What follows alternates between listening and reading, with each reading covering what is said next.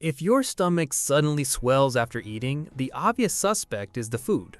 But the real cause may have started hours or even days before that meal. You finish eating, look down, and your stomach seems twice its normal size. Your clothes feel tighter, you feel heavy, full, and uncomfortable. So you blame the meal. Maybe you ate too much. Maybe it was the bread. Maybe dairy is the problem. But then something strange happens. Another person eats the exact same food and feels completely normal. And sometimes you eat that same meal again a week later and nothing happens. So what actually causes bloating? And more importantly, how do you stop it? To solve that, we first need to understand what bloating really is. Because bloating is not one single problem. It is one sensation that can be created by several completely different processes. Your stomach may feel stretched because of gas. Food may be moving too slowly through your intestines. Your body may be holding extra fluid. Or your digestive system may simply be more sensitive to pressure than someone else's. All of those can feel almost identical. And that is why a remedy that works perfectly for one person may do absolutely nothing for another. The first suspect is gas. Your digestive system produces gas every day. That is normal. Some of it enters when you swallow air. The rest is created when bacteria inside your intestines break down food. These bacteria help digest parts of food that your body cannot fully break down on its own. During that process, they produce gases, such as hydrogen, carbon dioxide, and sometimes methane. So gas itself is not a sign that something is wrong. It is a normal byproduct of digestion. The real question is why some people feel it so much more than others. Imagine putting the same amount of air inside two balloons. One stretches easily, the other becomes tight almost immediately. Your digestive system can behave in a similar way. Some people can carry a normal amount of gas without noticing it. Others feel pressure, tightness, or pain from that same amount. This is common in people with irritable bowel syndrome, or IBS. Their intestines can be more sensitive to stretching and pressure. So the problem may not be that they are producing huge amounts of gas. Their gut may simply be reacting more strongly to what is already there. But sensitivity is only part of the puzzle. Certain foods really can increase gas production. Beans, lentils, cabbage, broccoli, onions, and many other nutritious foods contain carbohydrates that are not completely absorbed in the small intestine. When those carbohydrates reach the large intestine, gut bacteria break them down. That creates more gas. This is why healthy foods can sometimes leave you feeling worse than processed foods. But that does not mean those foods are bad for you. It may mean your digestive system is not used to them yet. This often happens when someone suddenly changes their diet. One week, they're eating very little fiber. The next week, they're eating large bowls of vegetables, beans, whole grains, and fruit. Their gut bacteria suddenly receive much more material to ferment. The result can be more gas and more bloating. It's similar to going from no exercise to an intense workout overnight. The workout is not necessarily harmful. The sudden change is the problem. That is why increasing fiber gradually often works better than changing everything at once. Give your digestive system time to adjust. Drink enough water as you increase fiber, because adding lots of fiber without enough fluid can make constipation and bloating worse. But food fermentation is not the only way gas enters your stomach. Sometimes you're swallowing it. Every time you eat quickly, talk while chewing, drink through a straw, chew gum, or take large bites, you can swallow small amounts of air. Most of that air may leave through burping, but some can travel farther into the digestive tract and add to the feeling of pressure. This explains why someone can feel bloated almost immediately after eating. The food has not had enough time to reach the large intestine and ferment, but the swallowed air is already there. The solution in this case is surprisingly simple. Slow down. Take smaller bites. Chew properly. Try to spend at least 15 to 20 minutes eating instead of finishing your meal in 5. This is not just about being mindful. It directly reduces the amount of air entering your digestive system. Drinks can also bring gas with them. Carbonated drinks contain bubbles of carbon dioxide. When you drink soda, sparkling water, or other fizzy drinks, you are adding gas directly into your stomach. Some people burp most of it out without much trouble. Others feel swollen and uncomfortable. So if you frequently feel bloated after meals, try replacing carbonated drinks with still water for several days. That simple test can reveal whether the bubbles are part of the problem. But what if you already eat slowly, avoid fizzy drinks, and still feel bloated after specific foods? That points toward a different suspect: food intolerance. One of the most common examples is lactose intolerance. Lactose is the natural sugar found in milk. To digest it properly, your body needs an enzyme called lactase. If you do not produce enough lactase, some lactose passes through the small intestine without being absorbed. When it reaches the large intestine, bacteria break it down. This can cause gas, cramping, loose stools, and bloating. That is why two people can drink the same glass of milk and have completely different reactions. One digests the lactose easily, the other does not. Other poorly absorbed carbohydrates can create similar symptoms. Some people react to certain fruits, wheat-based foods, onions, garlic, or sweeteners. But this is where many people make another mistake. They feel bloated once, blame an entire food group, and remove it from their diet forever. One uncomfortable meal does not prove an intolerance.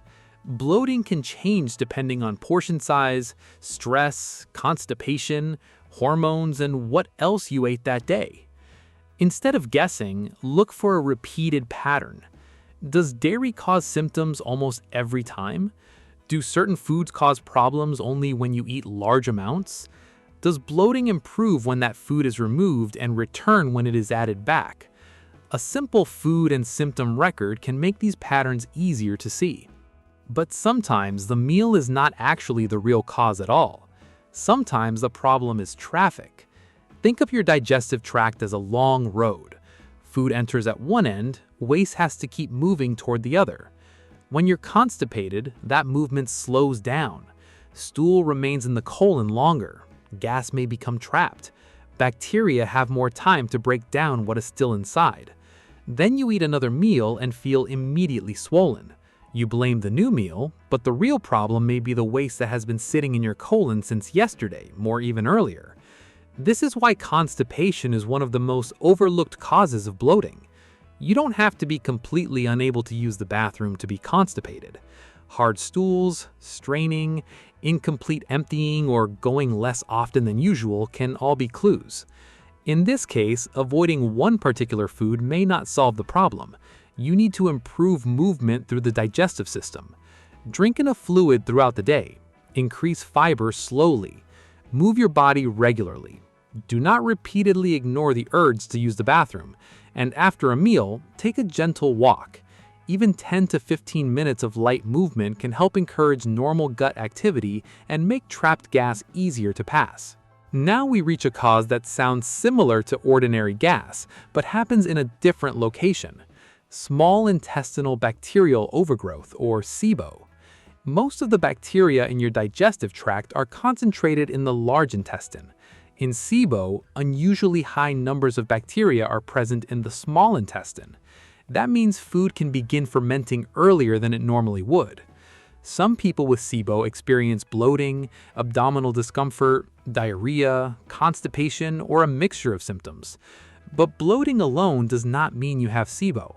It has many possible causes, and self-diagnosing based on one symptom can send you in the wrong direction. If symptoms are persistent, severe, or linked with major changes in bowel habits, a healthcare professional can decide whether testing is appropriate. There's another twist. Sometimes the stomach doesn't actually become much larger. It only feels that way. You may experience pressure, tightness, or fullness without obvious visible swelling. Another person may have clear abdominal distension, where the stomach really does appear larger.